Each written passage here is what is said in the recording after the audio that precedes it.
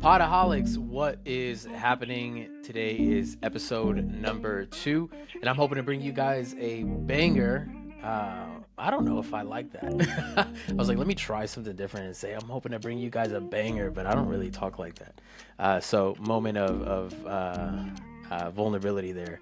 I don't usually talk that way. But anyways, Pod-A-Holics season 2 underway. Obviously, today I'm going to expand on the first episode, which was the introduction to obviously the transition from fitness to tech and what that looked like, at least in my mind, on a surface level from the first episode. Today's episode, I want to expand a little bit more on the switch from entrepreneurship and going to the mentality of like being and working with someone else or for someone else, excuse me, and what that looks like, and kind of what the reason why I wanted to bring that up is because a lot of times I had a lot of people who would always come to me and say something about their job and how they want to work for themselves and things like that. So it puts this like cloud over or pressure on that person that wants to be like their solo dolo entrepreneur kind of king queen vibes, so to speak, right? And the reality is that sometimes we put ourselves in like this pit of pressure to become entrepreneurs because of kind of like social norms that people put on us. It's like an ever existing cloud over us. And to be honest, I mean, most entrepreneurs don't make it. And what I mean by don't make it, they just they don't make enough to pay their bills. Not so much like I don't make enough to have like a lavish lifestyle. I would consider the people who are paying their bills and have a little bit extra making it. But some people don't get to a point where they can pay their bills with like their entrepreneur kind of goals and passions and things like that. So I want to expand a little bit on the transition of what that looks like mentally. And over time, just to be upfront about this podcast, coming from me in the past, Pod-A-Holics was very much a let me teach you how to be successful in the fitness space. Let me teach you how to be successful when it comes to selling and things like that. But it was primarily in that space. This approach to tech is not a success story yet, I hope, right? And I'm saying yet because I'm putting that out there, and I'm going to put the efforts into obviously succeeding in this world, this new world. But this is, let's get it straight, this is not a success story yet. This is more documentation. So if you're here and you're listening and you're kind of like following along, please don't interpret this as like, oh, Kevin's trying to teach us something that he's doing, but he's not yet done it for real. So why should we listen to him again? This is more of a bridge season, if anything, and hopefully maybe not even a bridge season. It may like be halfway into these episodes. I get like a few months into it, job's going well, and I have this like aha moment where I can maybe share that experience with you guys as a somewhat of a success story, right? Lots of people have seemingly transitioned into the tech space and have made a lot of money right out the gate. So I'm hoping to, if we can measure it by something, hoping to be one of those people. But anyways, business owner mentality to working for somebody else. I want to kind of tell a story a little bit. When I was working for a company doing sales and then transitioning into doing one-to-one coaching for business owners, and what I mean by business owners, I mean the fitness coaches that were looking to sell their own nutrition packages, nutrition coaching packages, sell their own fitness coaching packages and things like that. Whenever I was in that space as I would say almost client success manager in a way, right? I saw a lot of people go from so many different backgrounds, right? One of the fitness coaches that I helped along the way, she went from police officer to successful fitness coach. Another one was a medical device sales woman going to fitness coach. Several of them were nurses going to fitness coaching. Some people did cleaning services to fitness coaching. And then I've even seen some people go from like grocery store, right, convenience store to successful fitness coach. And just so we're clear, when I say fitness coach, I really secretly mean business owner, um, fitness business owner. And the reason I bring that up is to then bridge into something else. And when I bring these people up, I know that these people have made more than like 10 grand on a monthly basis. So it's not just like, some people could say like, well, you don't get paid much doing like, grocery bagging.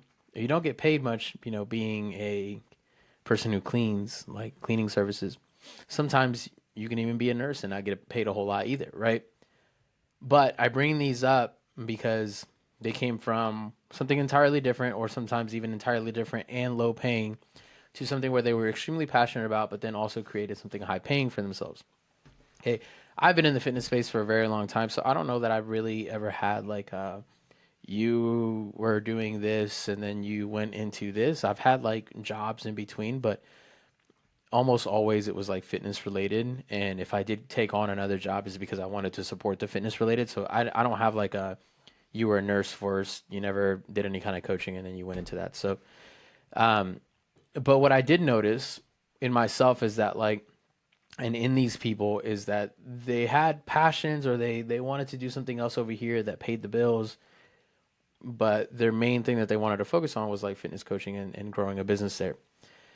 The big thing that I saw, which is really helpful for a lot of people that are probably listening to this, or my goal of the people who are listening to this, you are also probably coming in from something entirely different.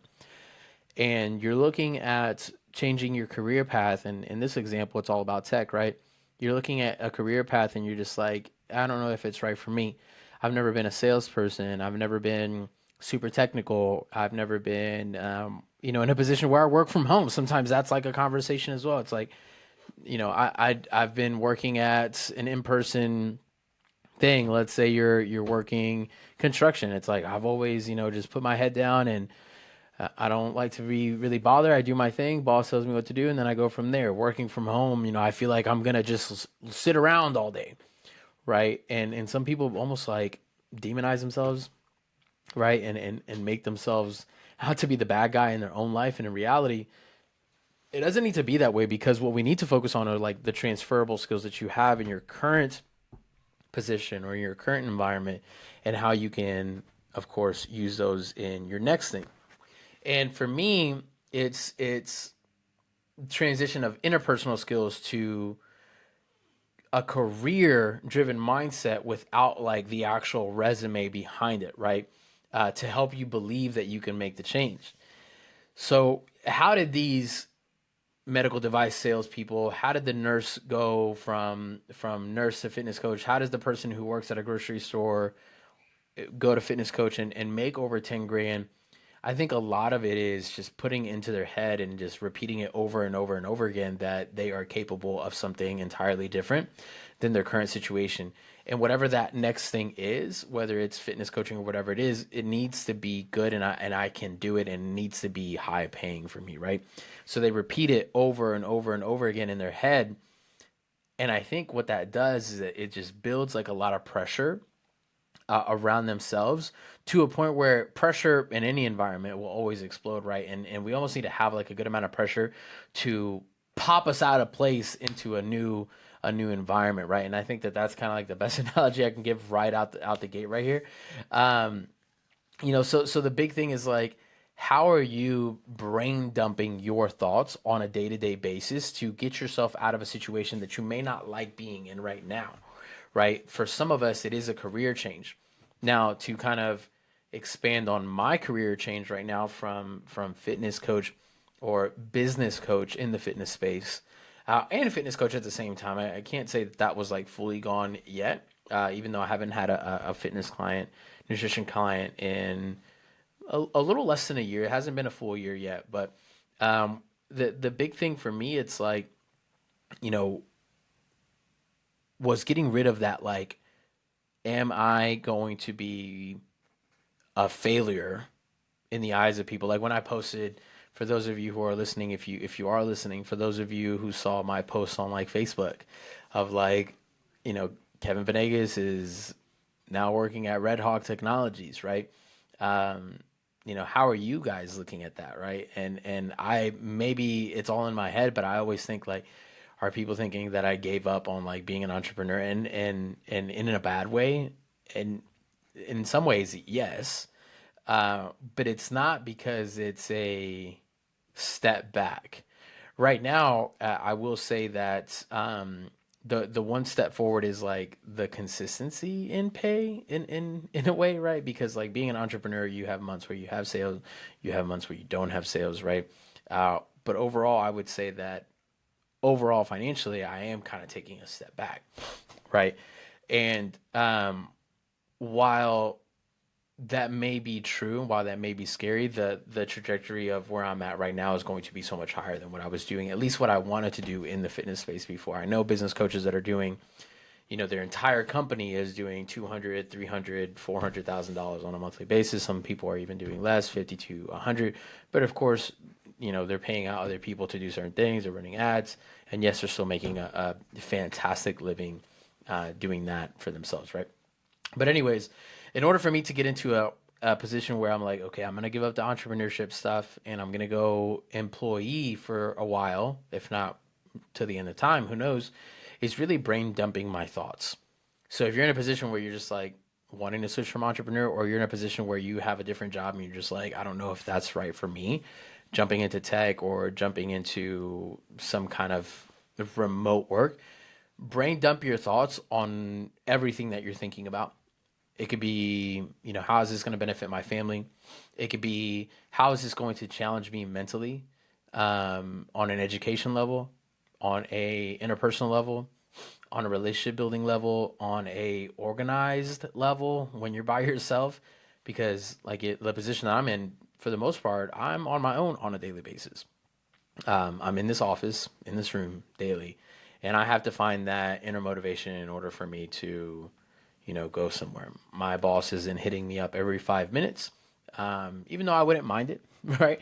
I wouldn't mind it specifically. I've let them know like, hey, I'm a micromanager, uh, and I don't mind the micromanagement. If you want to get an update from me almost every hour, every day, I don't necessarily mind it.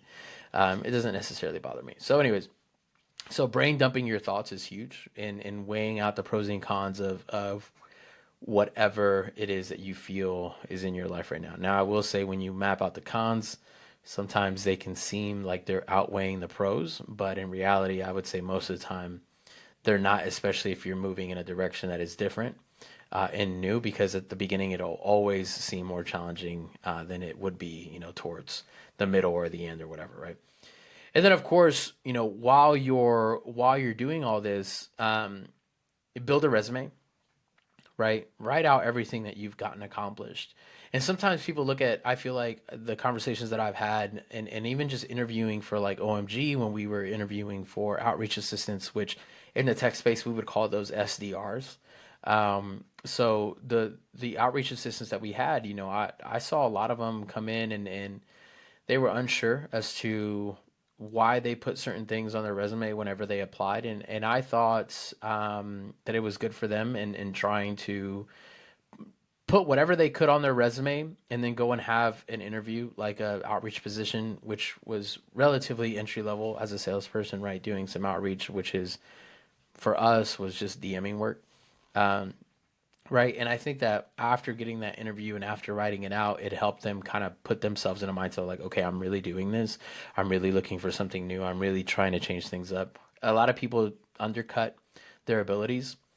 And I think it's because they haven't really like put it all down, kind of like brain dumping your thoughts. Okay. So if you are, again, in a position where you're, let's say you're going from a person who has a built up resume, right? Let's say you are a nurse and you have like this really awesome resume, but you're scared because you don't have the resume in the fitness space. maybe write down your resume on not just like a logistical level of like I worked at XYZ hospital from this time to this time, and these are like the processes that we have. What about maybe some of the other skills that you have, like communication, right? Some skills like having a big battery, right? Me and my current manager, we talked about that. I took a culture index, and the culture index came to be that I operate with a big battery, which means I can work long periods of time without getting exhausted. And I do. I very that's very much how I am, and I don't think that I would have ever put that down on a resume specifically. Um, but I think that if I ever did redo my resume, maybe brain dumping those thoughts on an interview would be like, hey, I actually took a culture index, and something interesting about me is that I have a big battery, right? Not only do I have things that showcase that big battery, but also there's a score on a test that thousands, if not millions, of people take on a regular basis that is given kind of the metrics to this. So what ends up happening is that when you start building your resume and you start thinking outside of the box of the logistics, you start looking at all these other things that it's like still relevant of the situation, right? Having a big battery isn't necessarily something that I can put like, hey, I have a big battery, so therefore, this is why I was here from this time to this time. Now, from there though, what, if anything, can you do to improve your education outside of courses and school? Now, what I mean by that is sometimes courses teach us kind of, again, the logistical things, and sometimes school teaches us a lot of the logistical things. And we all know that having skill sets are important, but there are things that are very intangible. So, like people's feelings, the way people feel about you specifically when they meet you.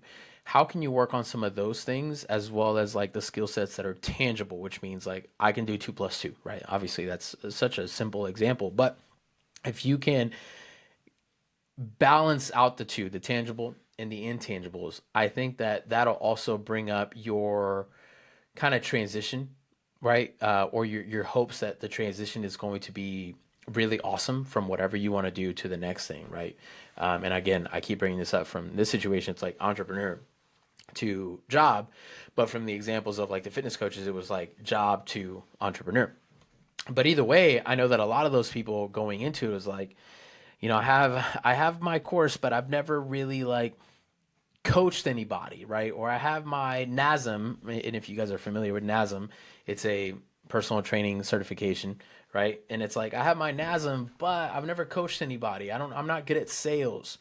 And what happens is that they had this really awesome resume that showcased all their courses, showcased all their school time, but they still had that little bit of imposter syndrome of like, should I transition out of what I'm doing or quit my job, blah blah, all this stuff. It's because I feel like they had these like doubts because they didn't really look at all the other educational resources that are outside of courses in school, right? Again, sometimes it's sales, sometimes it's how you go about communicating your words, right?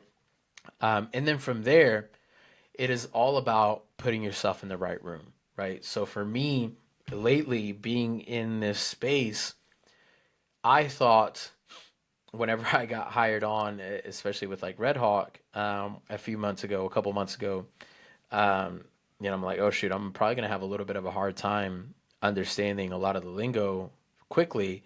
Well, really just depending on like the amount of that lingo that I need to learn, but over time, like having more conversation, and I always tell um, my boss from this, and then it's like my boss about this, and it's like, hey, the more we do these meetings, the more I get out of it, and it always comes back to like putting yourself around like-minded individuals, which in the entrepreneur space that's huge. It's like get around people who are gonna push you or do the same thing, and like they wanna hit certain milestones, kind of like you do, and get away from people who sometimes, as toxic as it is like sometimes get away from people who don't want to do any kind of business owner stuff.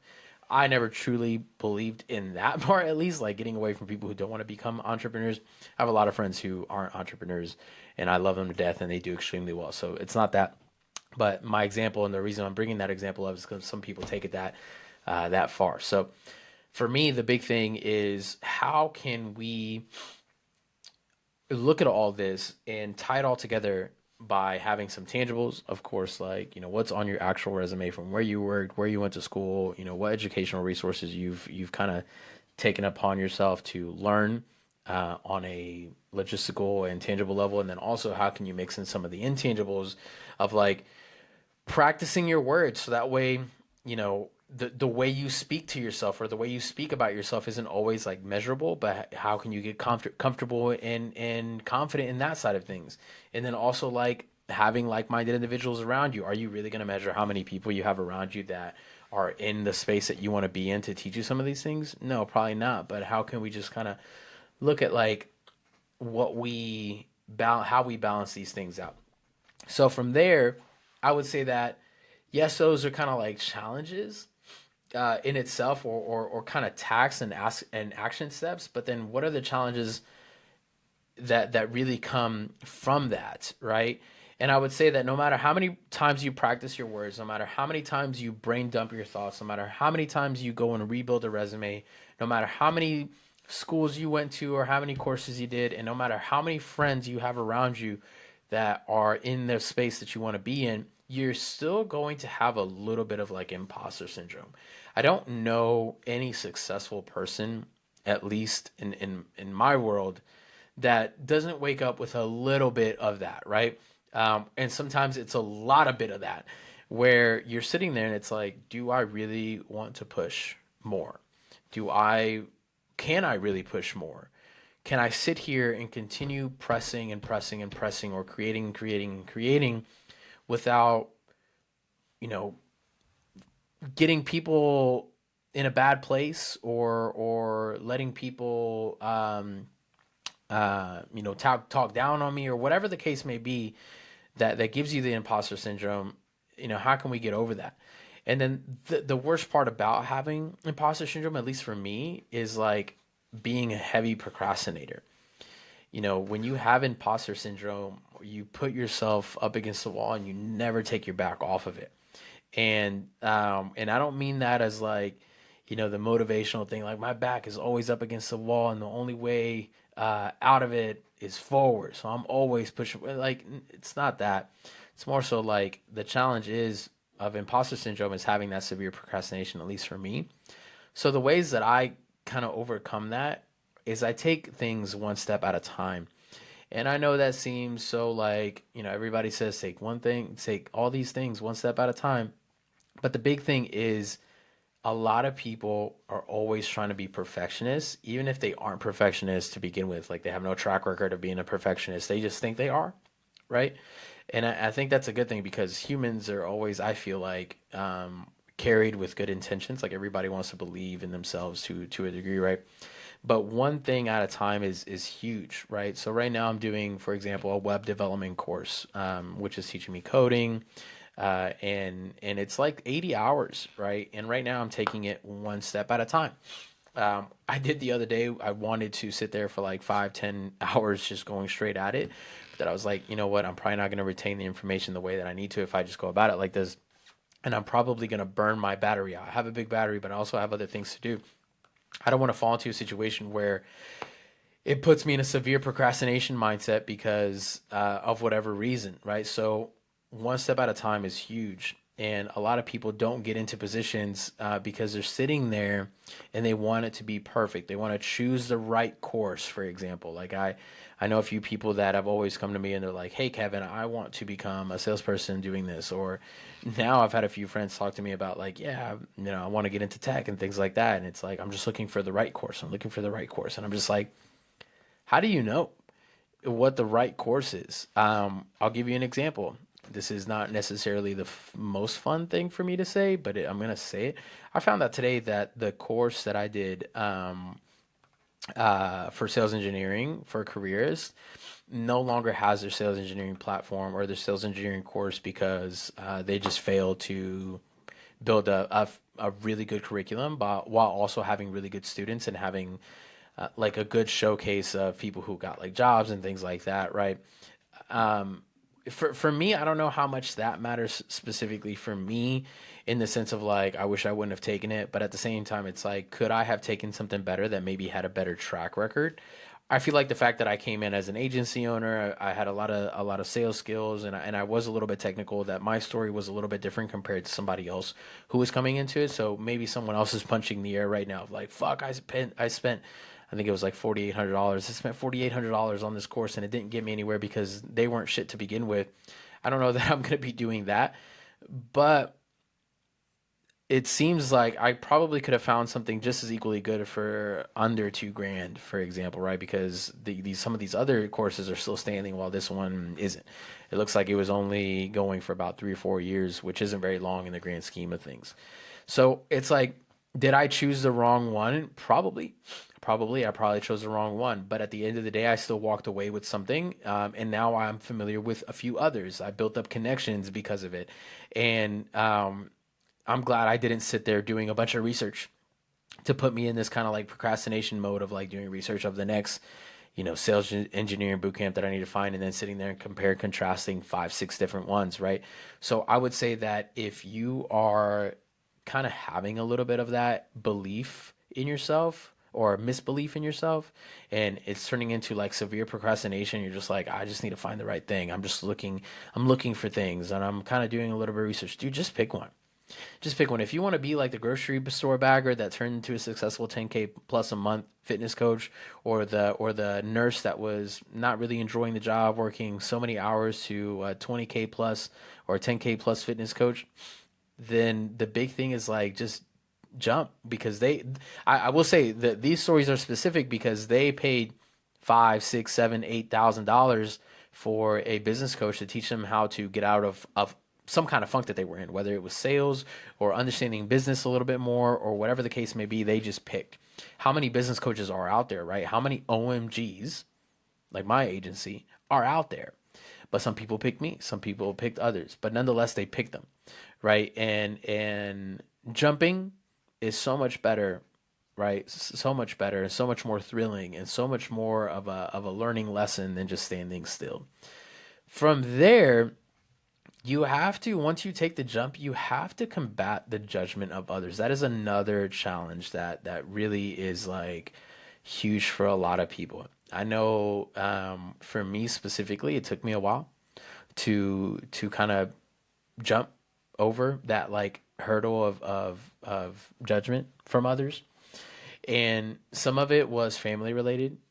Um, some of it was friendship related. I lost a lot of friends, because of just my decisions on like how I wanted to carry myself, who I wanted to hang around. And a lot of it was very uncomfortable for weeks on it. And from there, you kind of get comfortable with being solo dolo, right? And that's another problem that a lot of times people come into contact with, is that like they don't want to be solo dolo. It's kind of like going on a partying craze, right? Some people don't know how to save money, or don't go to work on time, or don't do whatever because all they want to do is socialize, and go out to parties, or sometimes it's even just socialize at home, like playing too many video games, right? And everything has its own balance, right? And if we don't kind of combat that judgment of like, hey, I'm not going to be doing what you're doing anymore, so I'm sorry if like I don't come around a lot, and people are like, oh dude, that's crazy, man, like, we were going to do this and we were going to do that, and you just let it all flow in the way that they wanted it, and like, so, you know what, like, yeah, I guess I'll do that with you, instead of saying like, hey, I can't do that with you, I have to go, chase my career and all this stuff. I did spend money that I didn't plan on spending, so on that vacation that we had planned, I'm probably not going to be able to do that because I spent money on some educational resources that I need to do for my career enhancement, right? You're going to get some judgment, so combating that is huge. And then from there, finding that rhythm out of your old rhythm, right? That is also the big part. Humans are creatures of habit, and a lot of times people struggle with kind of getting into a new habit. It's like going to the gym first of the year, everybody goes, but then they can't get out of the habit of eating too much or drinking too much, or maybe even just sitting at home watching too much TV after work, right? And they can't get out of that old rhythm. And that is a challenge in itself, is like finding a new rhythm. And it always goes back to taking small steps. Now, from there, the last kind of challenge that I want to talk about that you need to overcome is your vertical, your thing that you're good at right now. is not a curse.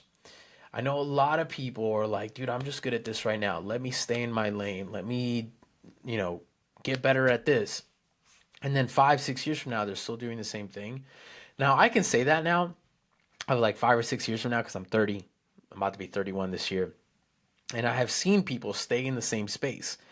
But those same people are still sitting there complaining about how they want things to change. Whether it's like, for me, it's I live in Indianapolis. For me, it's I hear people saying, I just want to move out of Indianapolis, but I don't have enough money. But it's the same job they've been doing for 5 or 6 years, right? So I hear that a lot, and I'm just like, man, there's so many opportunities that I've seen so many people jump into. Why didn't you jump into it? And then I've had some people tell me like, I'm just good at that, or I'm just afraid of doing something else, or I don't know. I guess I'll look into it eventually. It sounds really good, and I really want to do it. And then they feel like that's the only thing that can work in their life. And no, it's not.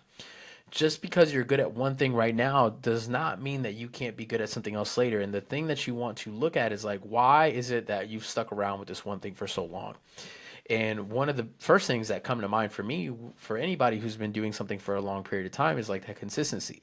Why can't that consistency carry over to something else, right? Why can't that consistency and loyalty carry over to a team that's going to appreciate that? It may take some effort into looking for that specific team, but why can't some of those things carry over? That's what I mean about like the intangibles of like the things that aren't necessarily measurable. Like, let's say you have been working construction, right, for so long. The tangible is like you've been working for Kevin Venegas Construction for 5 years, right? And your skills are, I'm gonna probably butcher this, but like putting up drywall, laying down carpet, or putting some kind of granite, on countertops, right?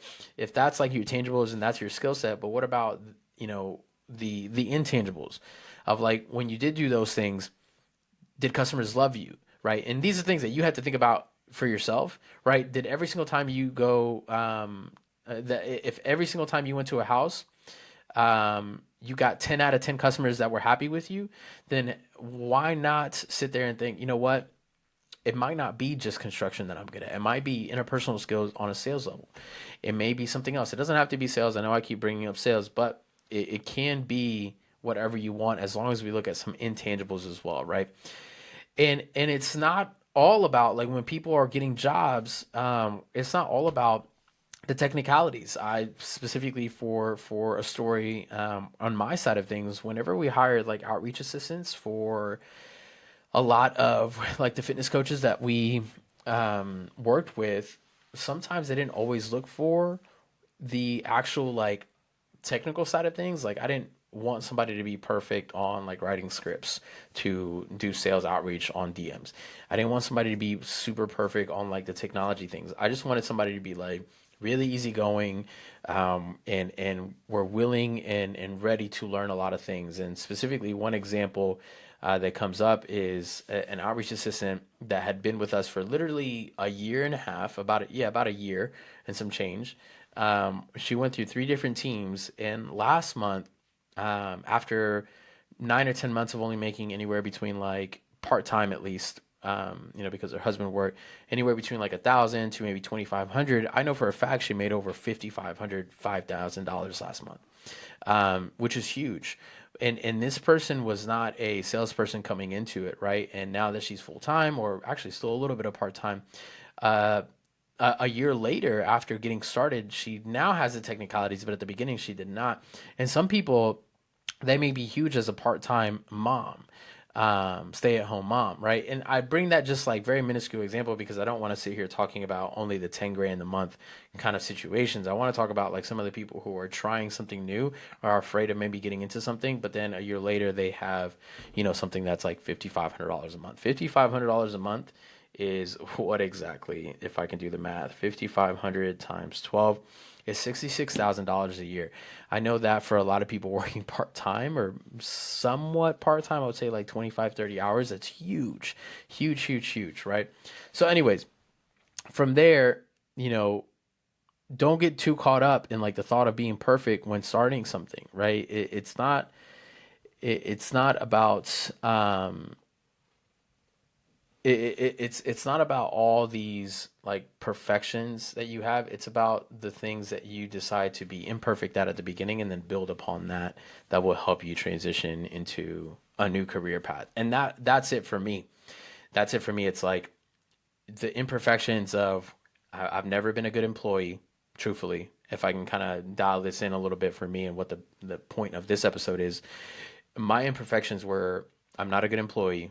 I've never really been a good employee, but how can I take some of the things that made me a great interpersonal, like salesman or a good relationship builder and all these things that made me successful in like a solo dolo aspect, and how can I transition into an employee mindset, because my imperfections have always been not necessarily a leave me alone sort of thing, but I haven't always been the most hireable person, and transitioning, those were the imperfections that I need to get over. Like the practicing my words, it's like how can I be more uh, willing, right, and not so like I think we should do it this way, right? How can I bring up my thoughts in order for me to talk in a good manner about my leadership, right?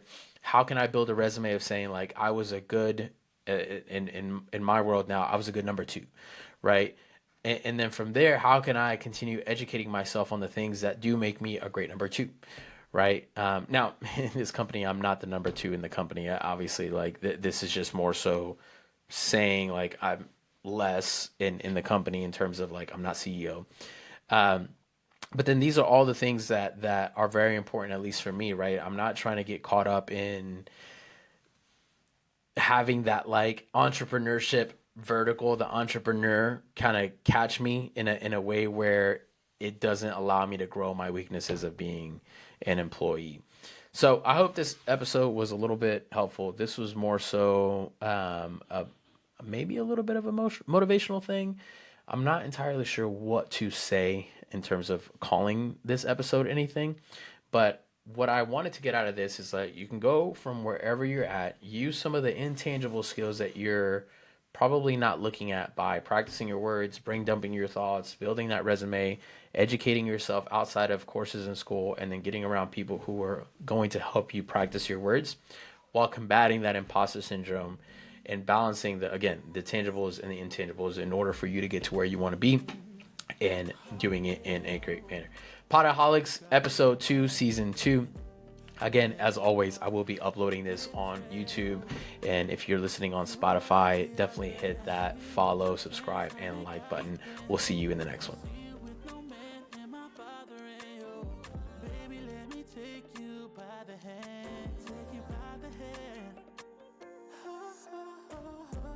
Hoping I can change your